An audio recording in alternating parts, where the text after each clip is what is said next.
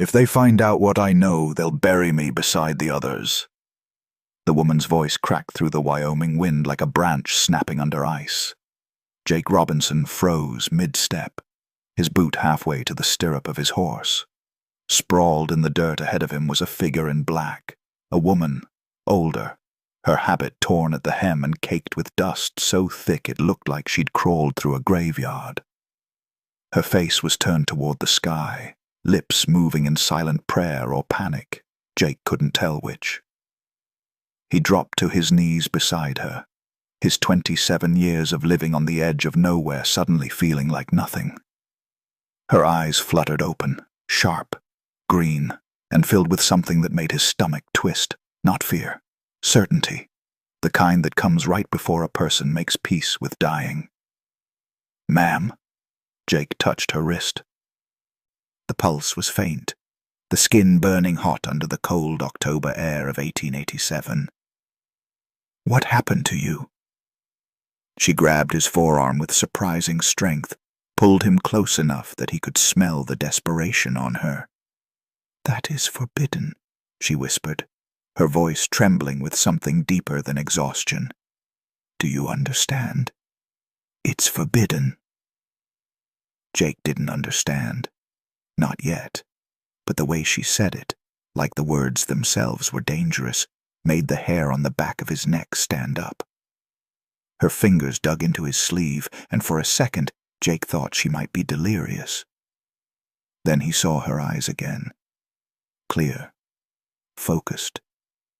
Terrified. "Who did this to you?" She didn't answer. Instead, her head rolled back, and she went limp in his arms. Jake lifted her carefully, feeling how light she was. Too light. Like she hadn't eaten in days. As he carried her toward his horse, he noticed something that made his blood run cold. Her feet were bare, cut, bleeding, and around her ankle, faint bruises shaped like fingers. Someone had tried to stop her from running. Far off in the distance, Jake heard the faint rumble of hooves. Someone was coming, and whoever it was, they were riding hard. He didn't waste time. He lifted her onto his horse, swung up behind her, and kicked the animal into a gallop.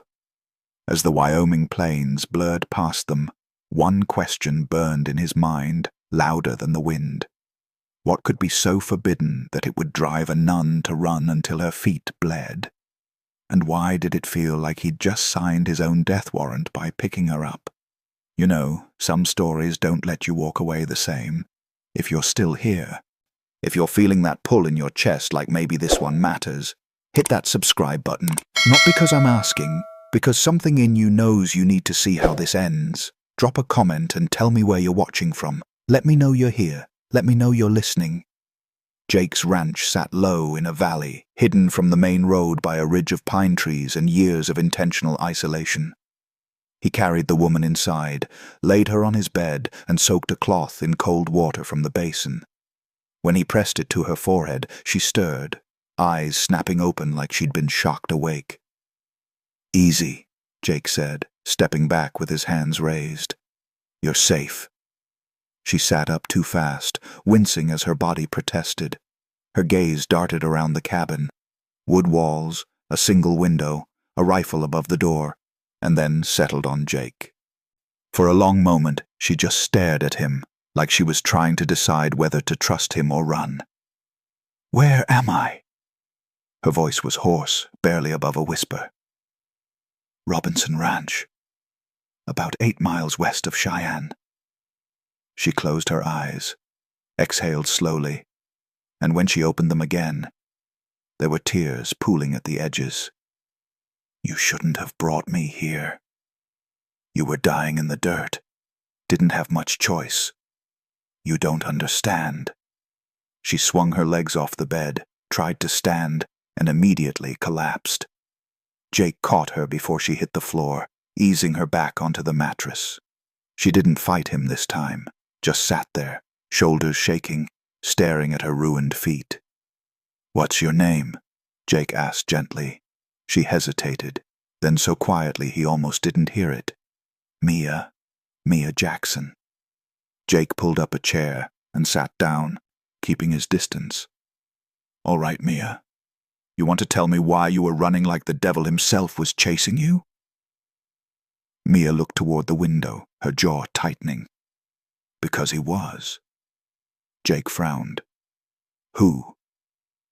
She turned to face him, and the look in her eyes was so raw, so full of something ancient and angry, that Jake felt it in his bones. Father Calhoun, the priest at St. Mary's Mission. Everyone in Cheyenne thinks he's a saint, but I know what he really is. Jake's pulse quickened.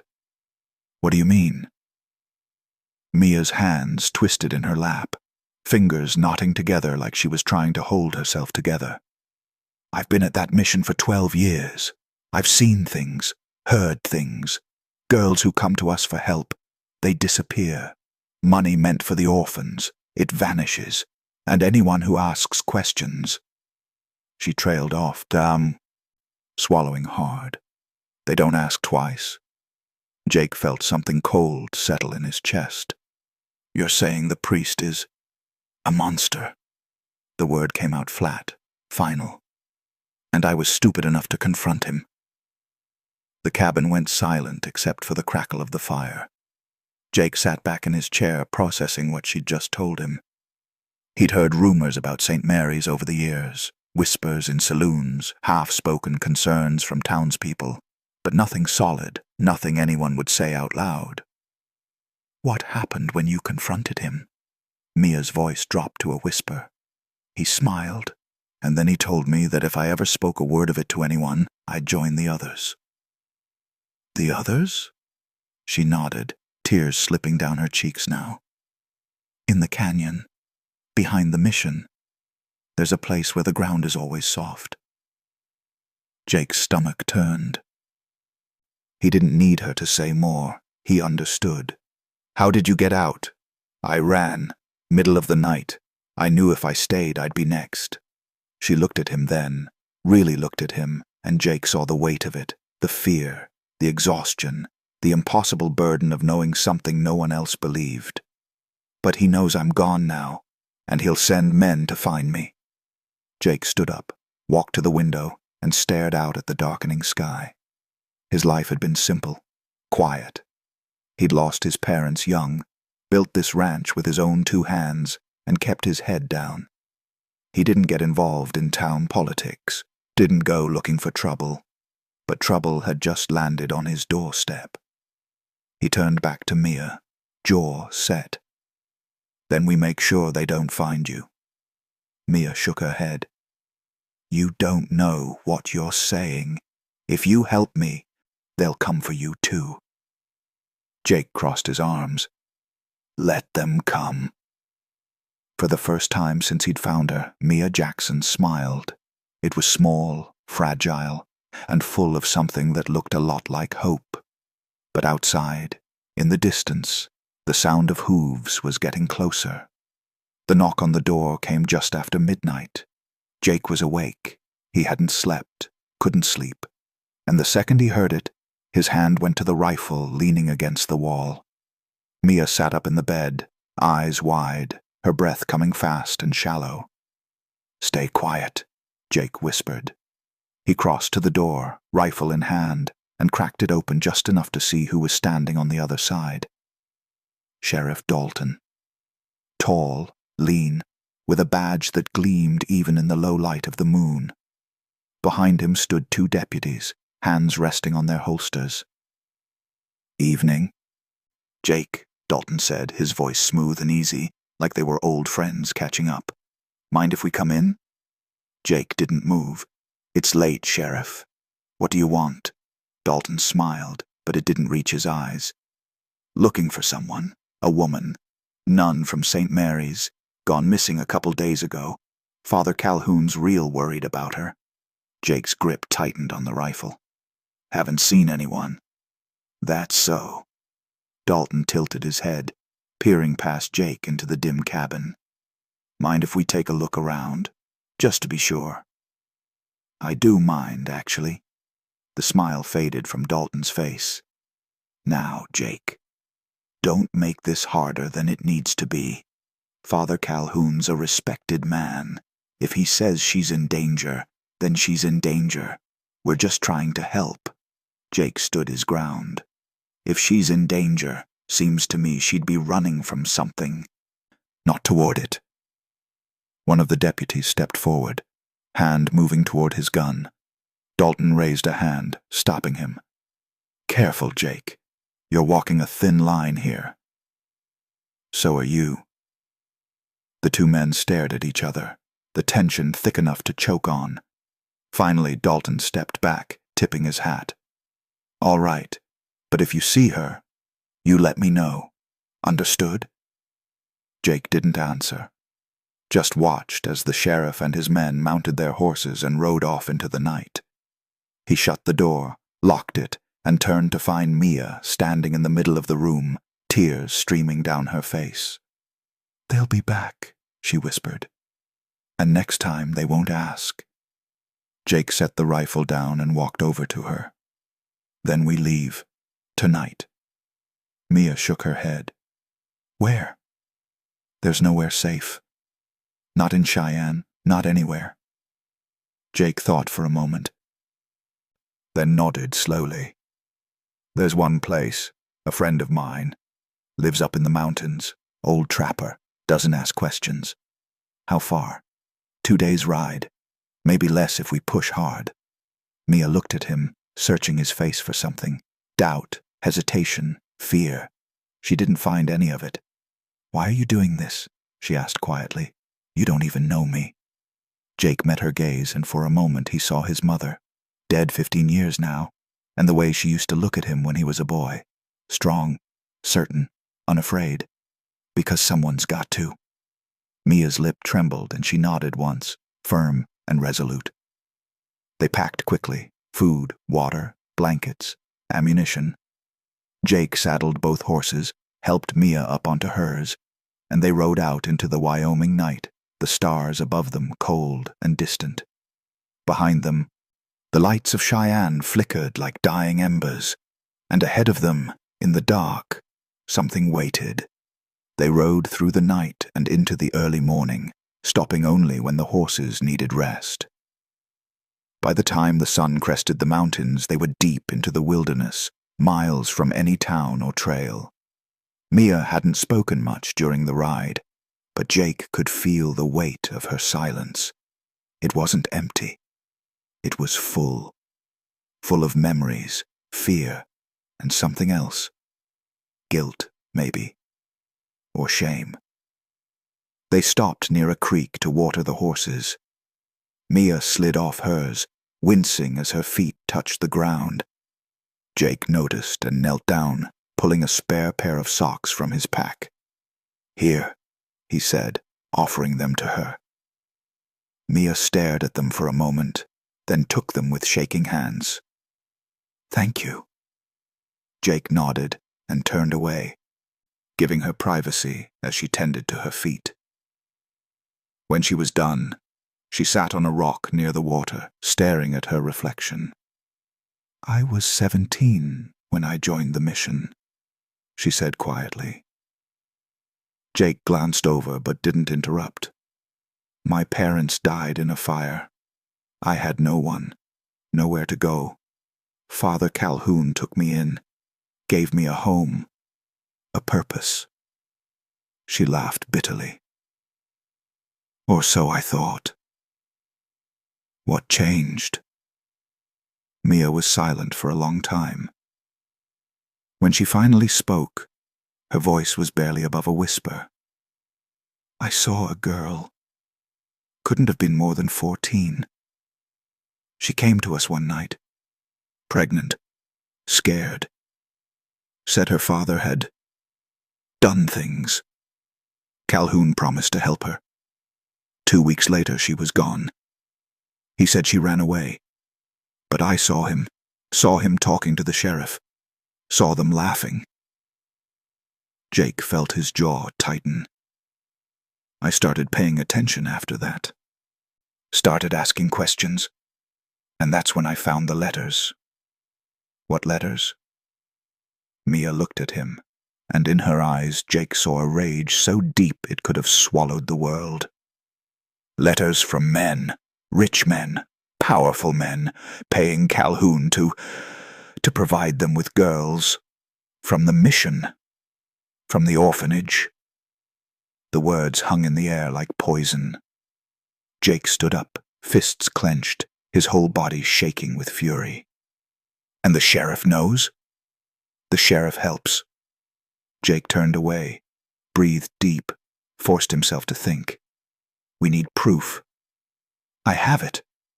Mia reached into the folds of her habit and pulled out a folded piece of paper.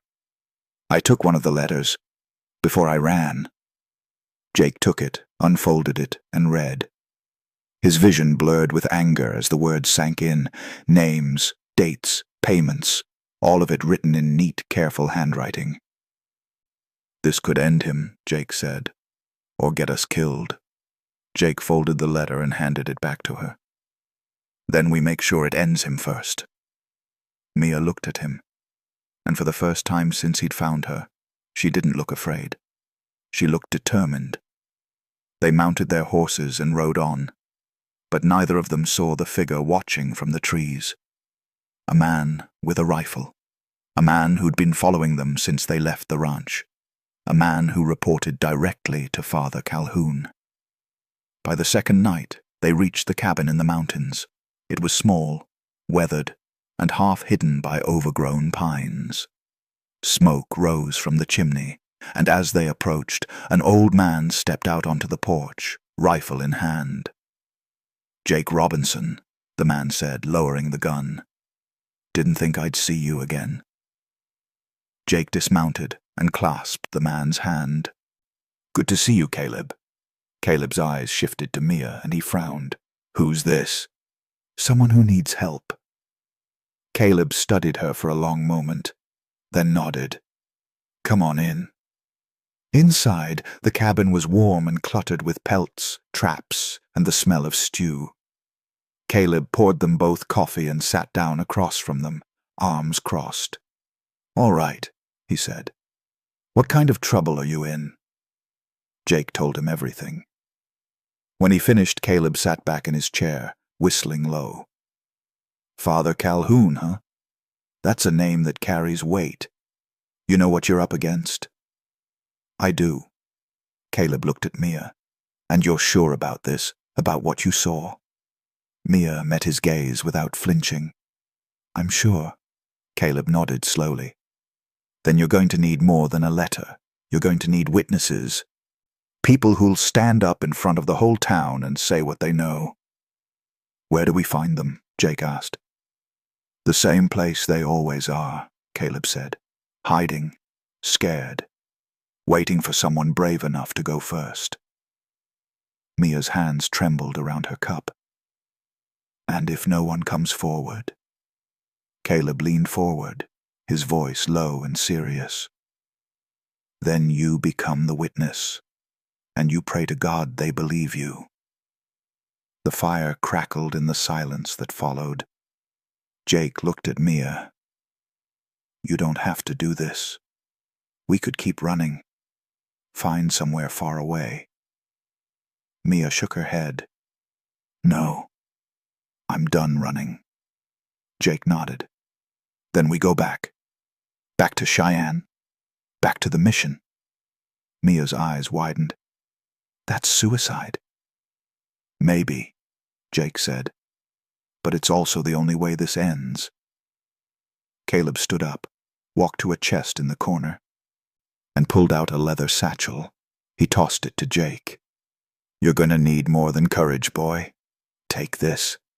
And whatever you do, don't get yourself killed. I don't want to have to explain that to your mother's ghost. Jake smiled grimly. I'll do my best. As they prepared to leave, Mia pulled Jake aside. Why are you doing this? Really? Jake was quiet for a moment. Then he said, Because when I was 12, my father stood up to a man who was hurting people, and they killed him for it. I always wondered if things would have been different if someone had stood with him, if he hadn't been alone. He looked at her. "You're not going to be alone." Tears filled Mia's eyes, and she nodded. They rode out at dawn, heading back toward Cheyenne, back toward the mission, back toward the man who wanted them dead. And somewhere behind them, the man with the rifle mounted his horse and followed. If you've made it this far, you already know this isn't just a story. It's a reckoning.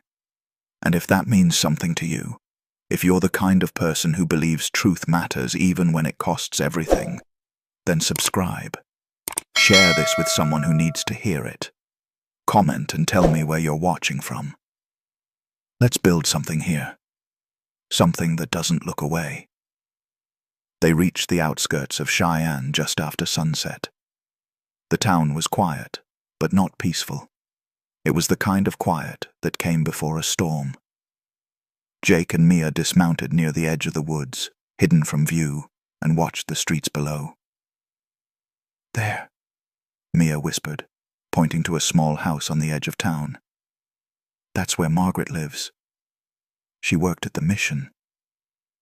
"She might talk." "Might?" "She's scared, like everyone else." Jake nodded. "Then we make her less scared." They approached the house carefully, and Jake knocked 3 times on the door. A woman answered, older, gray-haired, with eyes that had seen too much. "Mia?" she breathed, her face going pale. "They said you were dead." "Not yet," Mia said quietly. "Can we come in?" Margaret glanced over their shoulders, then quickly ushered them inside.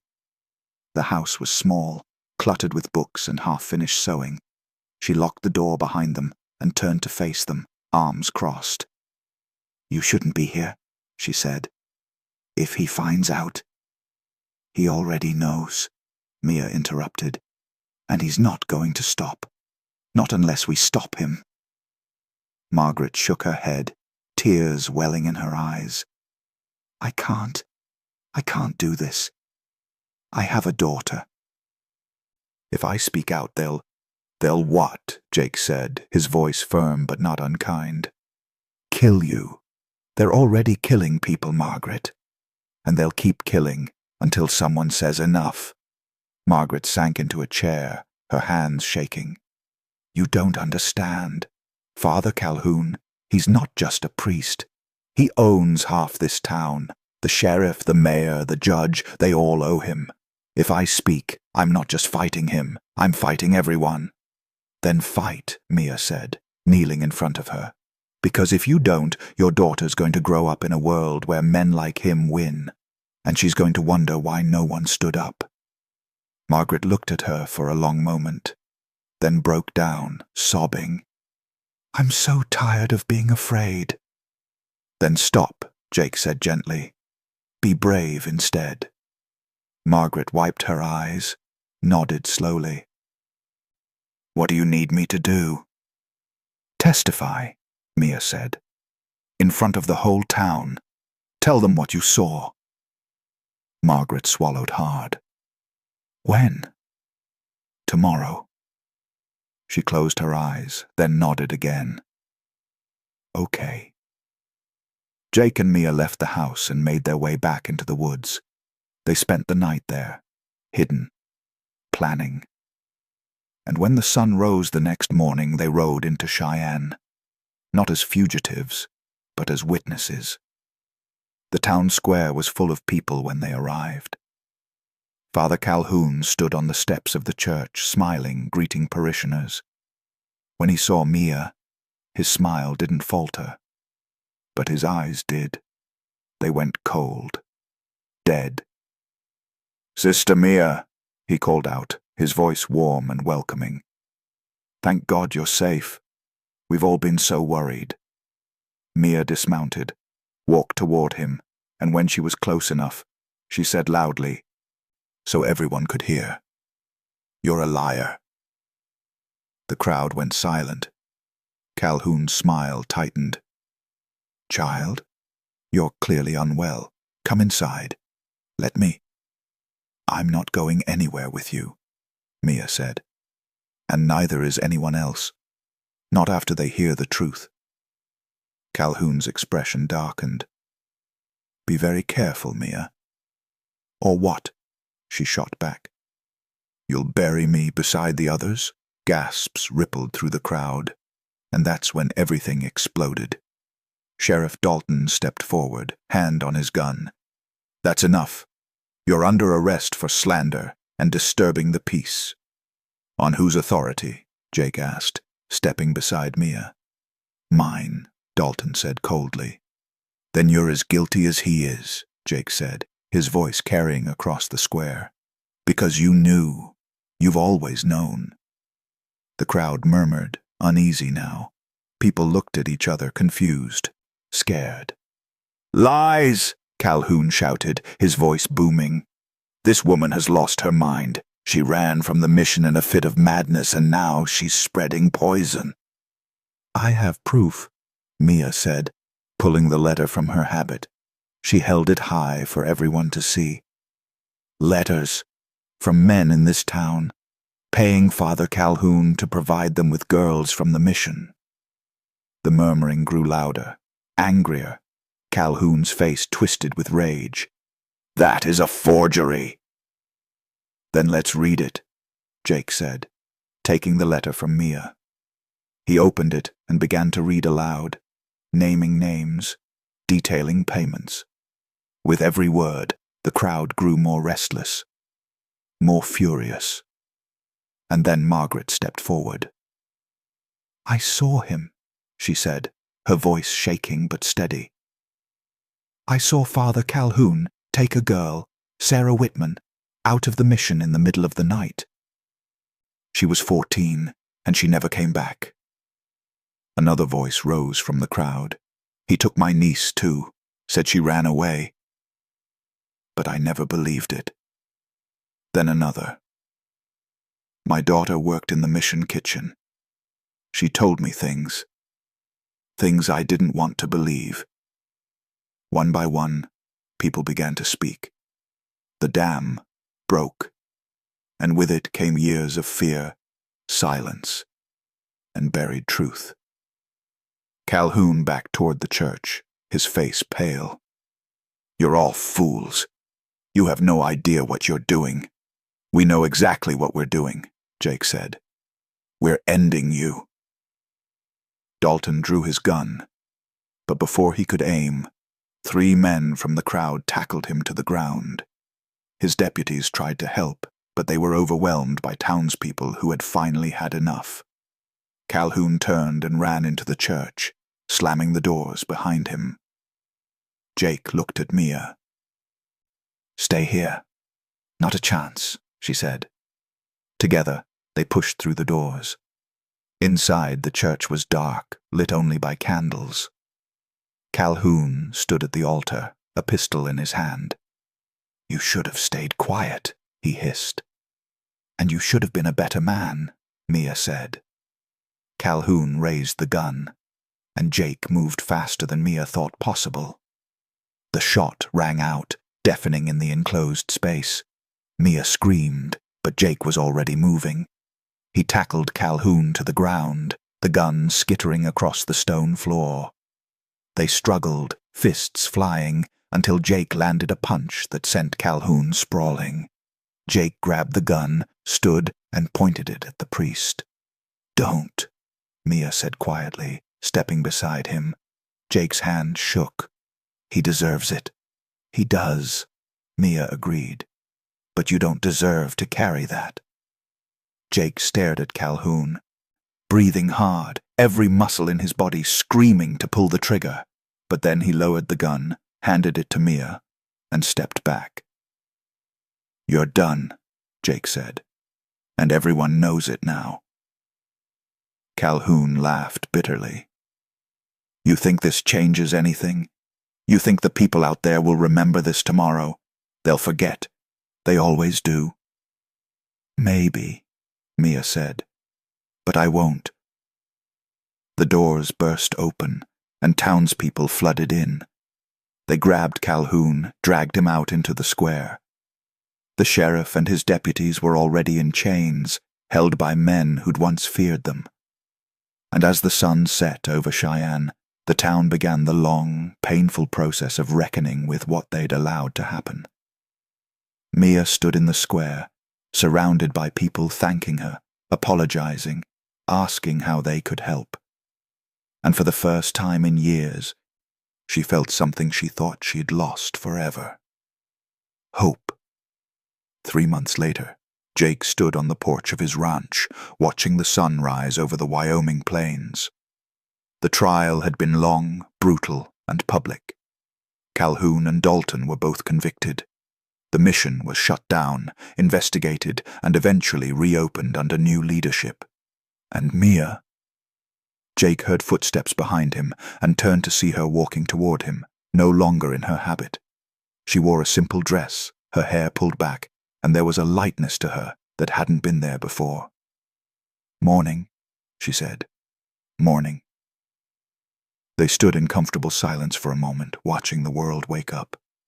"I've been thinking," Mia said quietly, "about what's next. And I want to stay. Here. Help rebuild the mission. Make sure it's done right this time." Jake nodded. "That's good. That's real good." Mia looked at him, and there was something in her eyes, something soft and unspoken. "And I was thinking, maybe I don't have to do it alone." Jake turned to her, surprised. "Mia."